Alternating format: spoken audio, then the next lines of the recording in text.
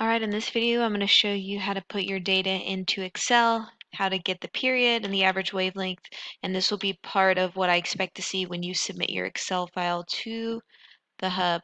So to start, I'm just going to highlight everything that's in my data table. Right now I only have the frequencies and the 3 trials for the wavelength. Make sure your data should not look exactly like mine. I changed the settings. So if you have this data, you are going to get a 0 on the lab. So I'm hitting Control C at the same time, or you can right click and copy. I'm pulling in Excel. I have a blank spreadsheet and I'm going to hit Control V to paste. And here you can see my table comes in. All right.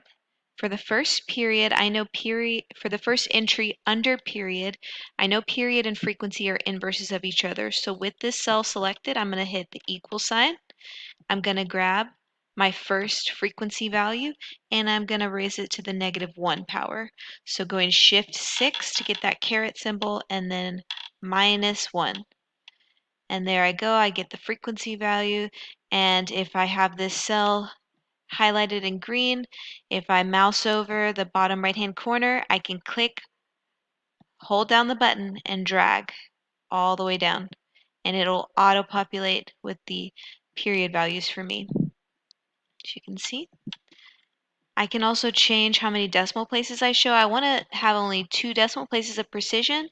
So under home with the underneath the general number setting right here where it says number, we can decrease the decimal, show fewer decimal places, which I'm going to do, make that look nice, coming down to 2 decimal places. Now for column F, we want the averages, so we're going to hit equals, and I will type the word average and see this comes up. Type the word average, open parentheses, and I'm going to cursor over, click, drag, hold, selecting the trials 1, 2, 3, close parentheses, enter. That's my average wavelength, and now I can click, drag, hold. This will give me my averages, and again, highlighting these, I'll decrease the number of decimal places down to 2. Everything's nice. I'm going to increase these up to 2. I want 2 decimal places of precision throughout the table, 2 decimal places.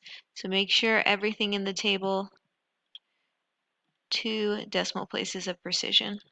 Okay, thank you for watching this video. I hope you found it helpful, and check out the next one where I show you how to make the graph.